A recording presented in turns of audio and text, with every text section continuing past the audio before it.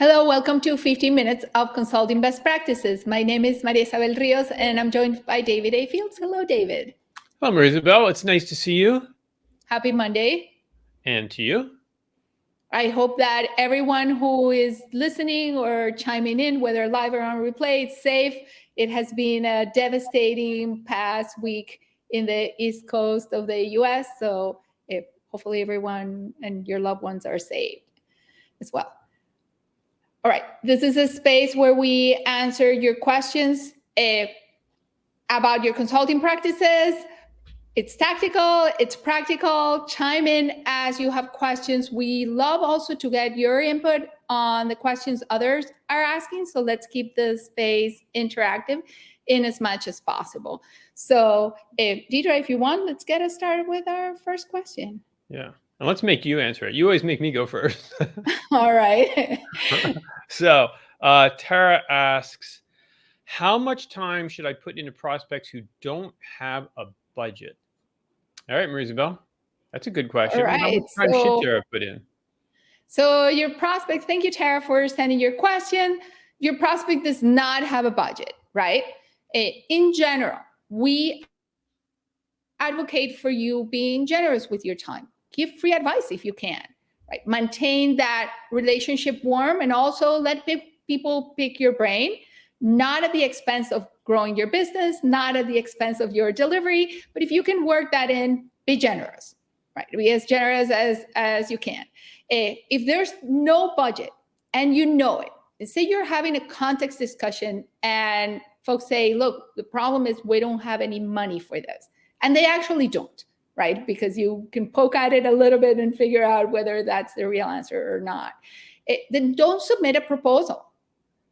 Tell them, look, let's wait until you have funding available to dedicate on this. And then we can keep the momentum that we built going. We can restart it. We can push it forward.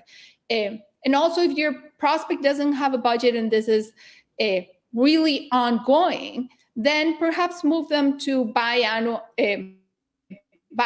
check-in, meaning every 6 months you check in with them as opposed to every 3 months. And keep that in consideration as you're exploring opportunities. David, what do you think? Yeah, so I think that I agree with you. And I think you were touching on something. Deidre, can you put up the question for just a moment? I just want to see how Tara phrased it again. How much time should I put in prospects? Okay, great. So thank you. I think there's an important element of this, which is you said, how much time should I put into prospects? And as opposed to just relationships or contacts. Yeah. Right. And keep in mind that most of the conversations you have are relationship building, they're network building. They're not with prospects. So I think if you've moved them from relationship to prospect, meaning you found a specific opportunity and it turns out they don't have budget, then there's not really an opportunity. So I agree with you, Maria Isabel. Then you don't go necessarily all the way to Bright with them. But do be careful that you're not thinking about everybody you talk to as a prospect, as opposed to a contact. And if you are talking with a contact that doesn't have doesn't have budget, then they're not a one, right? They're not truly a decision maker because they can't say yes to a project that you would want to win. Not through perhaps fault of their own, they just don't have the financial wherewithal. So by definition, they're not actually a one. And so, whether or not they stay in your network core as someone you reach out to, then changes. Is that fair, Maria Isabel, do you think, or no? Super fair.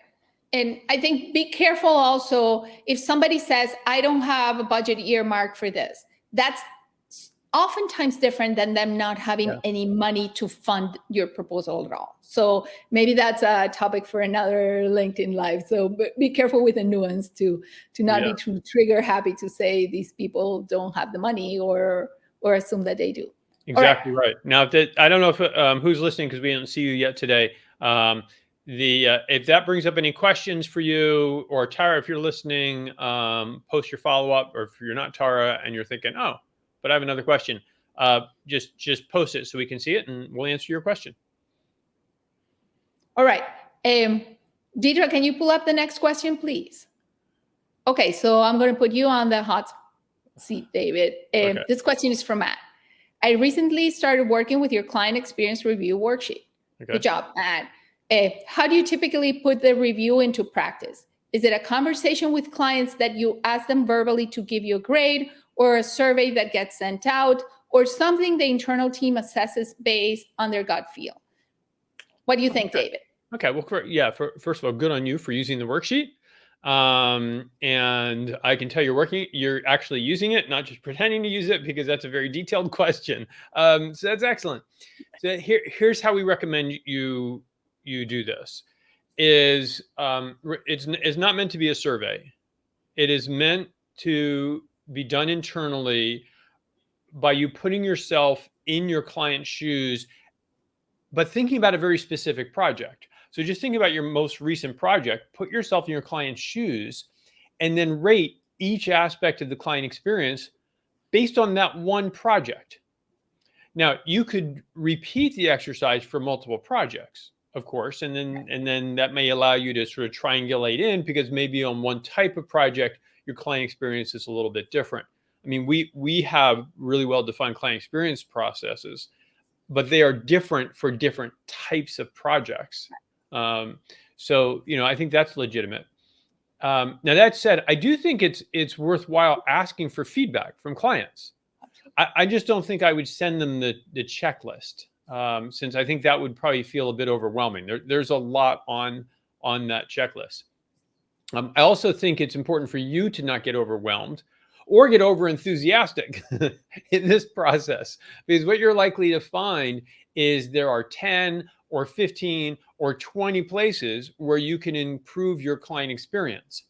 And rather than trying to improve 20 or 15 or even 10, I would recommend, now it's interested to hear what you think, Marisabel, I'd recommend you pick one or two and then say, let's implement this change to our client experience this quarter. And the next quarter you do another one, and the next quarter you do another one, so that because you really want them baked into your system. That's my initial thought on how you use it. Marisabel, do you recommend folks use the worksheet differently or the same? What are your thoughts? The same. I think the worksheet, as they saw it, was meant to be an internal thinking exercise, and also a process design thinking exercise, right? Where it helps to establish what are your recurring processes around client experience and how do you address it. Two thoughts that accompany yours, David. One is, if you're picking where to start, take into account the point of view of the client. What brings the client most value or most delight in the relationship with you, and start there, right? I'm sure any of us would look at 10 opportunities, and we could prioritize those that are easier to achieve or easiest for our team to implement, or that are more aligned with things we like to do. Prioritize always from the client's perspective. This is about the client. The worksheet is intended to help you improve how your client experiences working with you on all aspects. So keep the focus on them when prioritizing. Yeah. And the other thought, and we'll get to your question. Hi, Brad. Thank you for sending a question.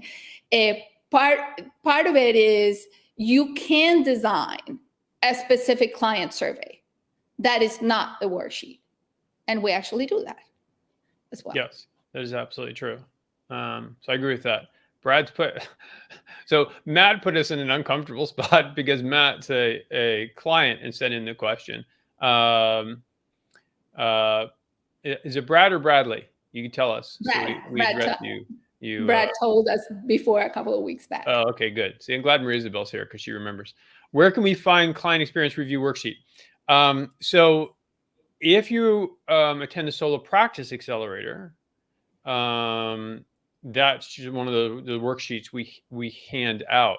I don't think we have it publicly, but I can tell you the 6 phases of the client experience, and that at least would give you a starting point to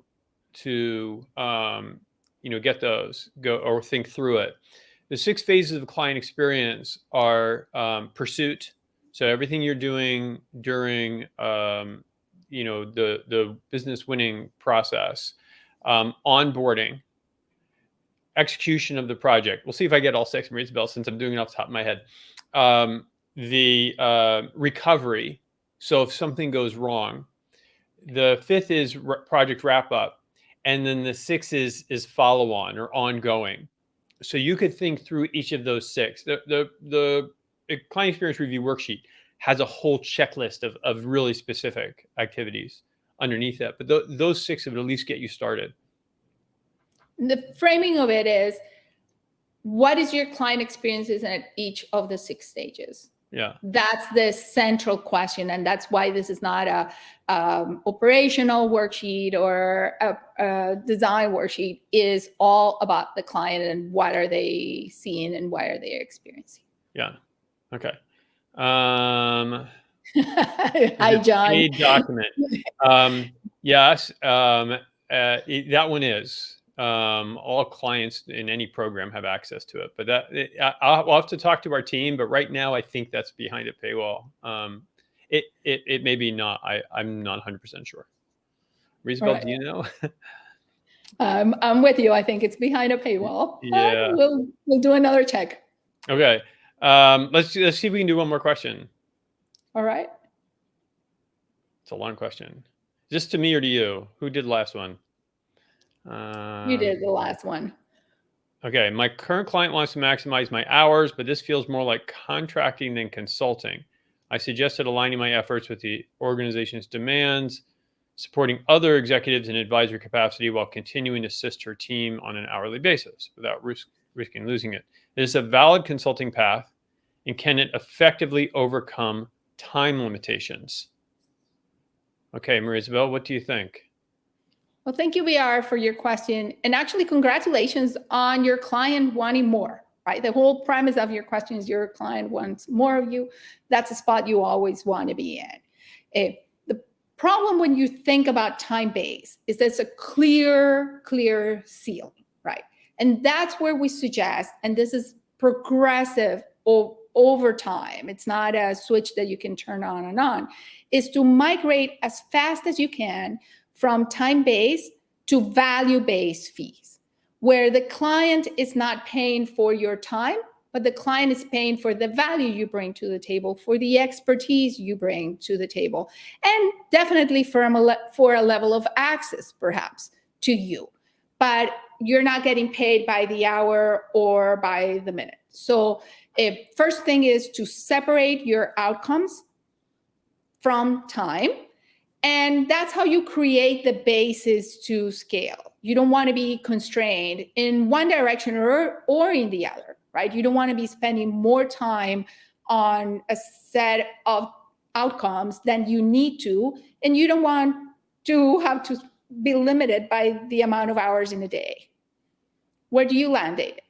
Yeah, well, I mean, yeah, in the same place. I was struck by what I think he wrote in there was that the client wants to maximize his hours or something like that. And that's always a nice signal to educate your client a little bit, that they're not buying hours. At least they shouldn't be buying hours, because that's not, no client wakes up in the morning thinking, what I want to do is buy some consulting hours. What they do wake up thinking is, I want to get this problem resolved. I want to get this project finished. I want to get the maximum value from an engagement. And maximizing value is really legitimate. Maximizing hours is somewhat nonsensical. And so, yeah, I think there's just some education process.